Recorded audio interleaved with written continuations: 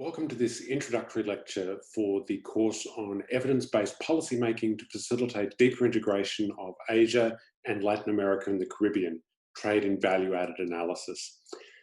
In this introductory session, I'm going to outline what we're going to be covering in the next sessions and give you some tips on how to approach the material so that you get the most out of it. The group we're very happy to see is a large and diverse one, but that of course means that people are coming to the exercise with different levels of technical expertise and different types of backgrounds. So I want to make sure that everybody can walk away with a better understanding of the issues. If you're a technical person, there's plenty of technical material for you. If you're a policy person, equally, there's plenty of policy relevant material that we will have an opportunity to discuss later. So with that in mind, let me go through what we're going to be talking about, and of course the threshold question of why we're doing this. So what motivated us to put this course together? Well, the fundamental question is, how can we as policy analysts and policymakers understand trade flows in the era of global value chains? We'll be talking a lot about what a global value chain is, but for the moment, just think about how a global value chain changes the way that we think about trade. We're used to thinking most often of trade in final goods. If you think back to your courses in international economics, they always talk to you about things like cars or wheat or whatever that is being shipped from one place to another and largely sold to consumers. And that's the model that we have in our heads. What we know now is that in the current global economy, yes, that's still part of what goes on, but an increasingly important part of the reality is backwards and forwards movement of intermediate goods and services during a single production process. That's the essence of a global value chain.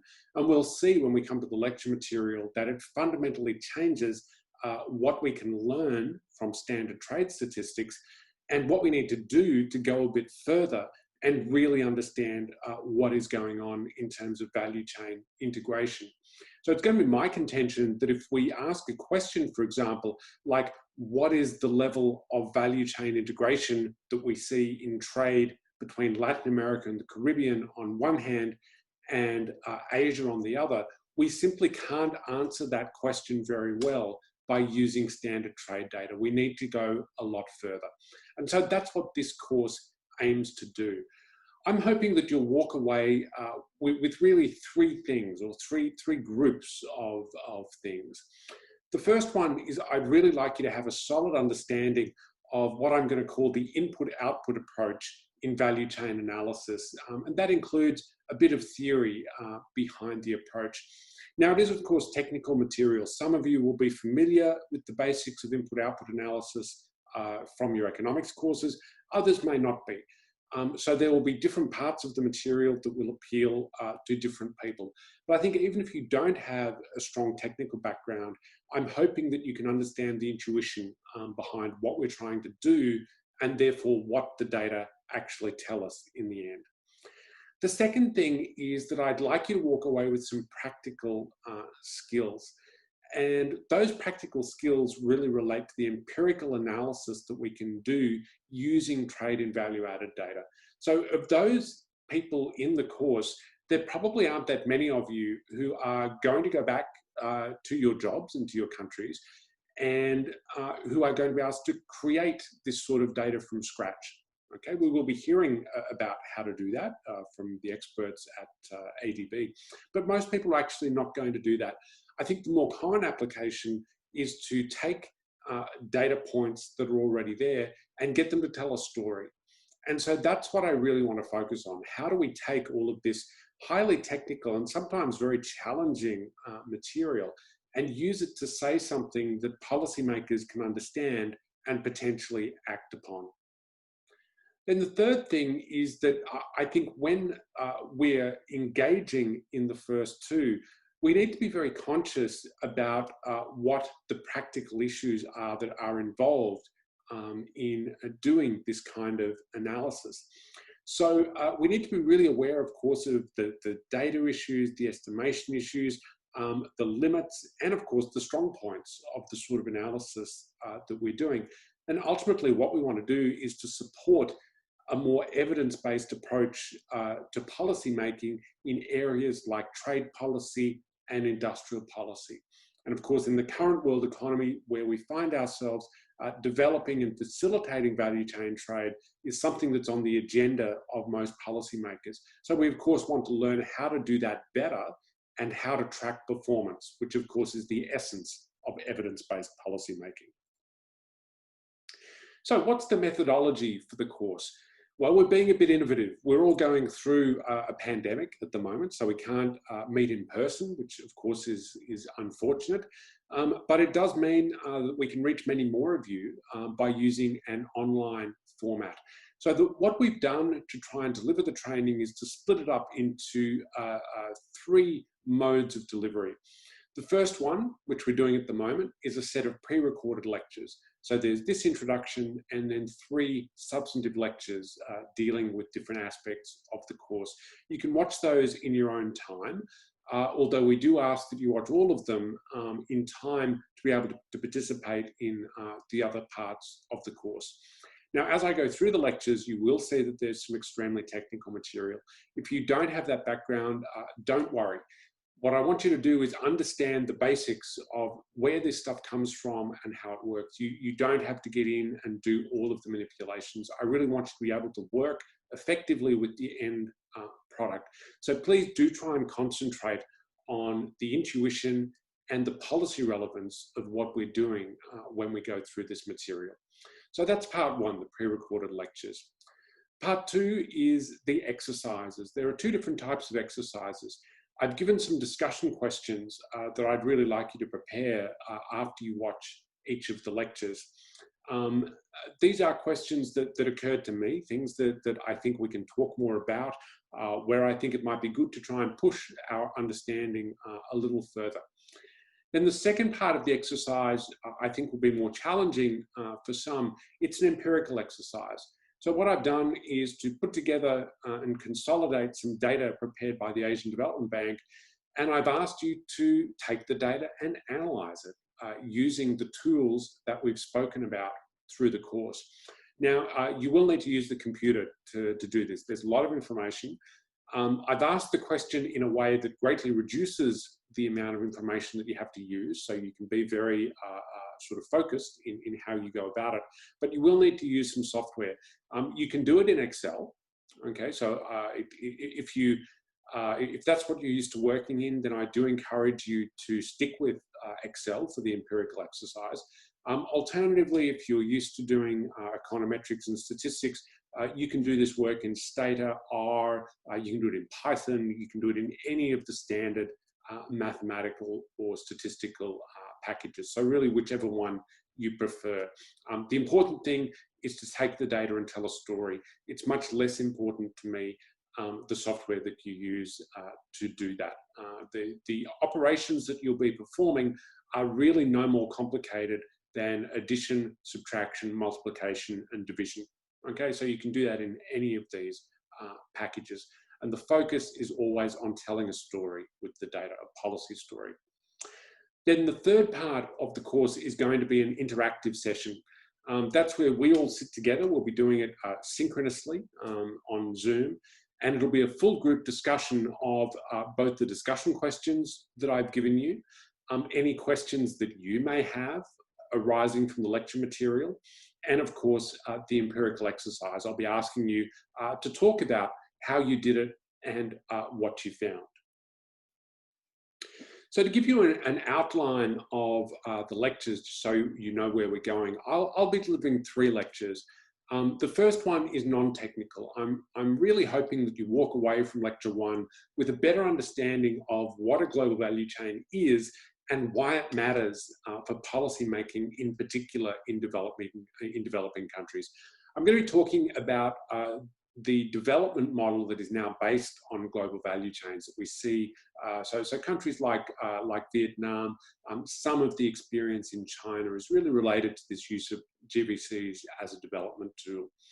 So once we've got that understanding, we're going to talk a little bit more about the way in which traditional trade statistics have really bothersome limits in terms of understanding and tracking GVCs in this world that we currently have.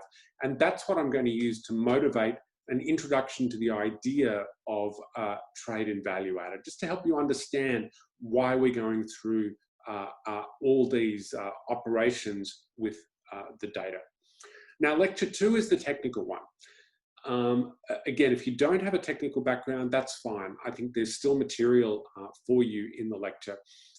Just focus on understanding and intuition rather than the manipulations that I'm going to be describing. So what I'm going to do in that lecture is walk you through the first and simplest methodology for analysing trade and value added. I'll do that in quite a bit of detail. So I think for the technical people, you'll be able to walk away from the class and literally perform all of these operations yourself. There'll be a step-by-step application, really walking through each little calculation that we do. But I'll then introduce you to the limits of that approach, and I'll talk again intuitively about some of the more complex methods. And it's actually the more complex ones that we're going to be relying on for the empirical work, and which economists all over the world are now using when they do this sort of work. Lecture 3, then again, is a non-technical one. So what I'm doing there is presenting some material from a paper that I wrote as part of this project, looking at how we can apply trade in value-added concepts and data to look at trade between Asia and Latin America and the Caribbean, and of course, to look at how important GVC linkages are within that trade. And what I do in the paper, and I do it a little bit in the lecture, is to talk about some of the policy issues that come up when we start looking at the trade relationship between Asia and LAC in that way. So that gives you an outline of the 3 lectures. There is, of course, a user guide that goes with this, and as I said, a companion paper. I do encourage you to spend as much time with both of those as you can. The user guide in particular has a whole set of references that you can go and look up at your leisure. And the companion paper on GVC linkages between Asia and LAC, I think will really help you get a sense of what we can do with the data. So if you're struggling with the technical material, go to the companion paper and it'll give you a sense of what the sort of the final step in all of this actually looks like. All right, so that's where we're going to be going. Let me give you a few tips before we get into the material. These, of course, are very personal. They're the way that I would approach the course. You don't have to do it the same way. Everyone's different. But I think you can get a lot out of the course if you keep these points in mind. So the first one is to focus on understanding and policy relevance rather than technical details. The technical stuff is important. But it's important in the sense that we need to get it right so that we can analyze policy properly and we can make better policy. So that's what we're really here to talk about. Second point, as you go through the lectures, you will inevitably have questions. There will be things that are unclear. You will have points that you will think of, things that I haven't spoken about in the lectures. So please note all of that down. And in the interactive sessions, I'm going to ask you for that material. So please don't be shy. And you know, if you've had a question going through, chances are 10 other people have had exactly the same question. So in the interactive session, please do take maximum benefit of the time that we're going to spend together and prepare for it as best you can. Similarly, the discussion questions that have been distributed to you, if it were me, I would note down a few bullet points after watching the lecture. You know, what do you think? What are your reactions to the discussion questions? So that when we're talking in the interactive session, we will have the most useful session possible. Then final point for the empirical exercise, if you're not a data person, there's going to be a bit of shock when you first open the file. It's a big file, okay? It fits in Excel, but it's a big file and there's a lot of numbers in it. Try and get over that shock. I think that anyone who can use a spreadsheet and who's understood the material can say something interesting about what is in this data set. Focus on the simple stuff. We'll be talking about some of the aggregates that we're interested in from a value-added perspective. Calculate those aggregates. Choose one country, choose one sector, and just focus in on that. Forget everything else. And look at it over time, see how it changes. And then, of course, think about what the policy relevance of that might be. Try and think about the story. Of course, in the time that we've got and in the level of depth that we're doing this, you're not going to have a full story just yet. But think of what the kernel or the germ of a story might be.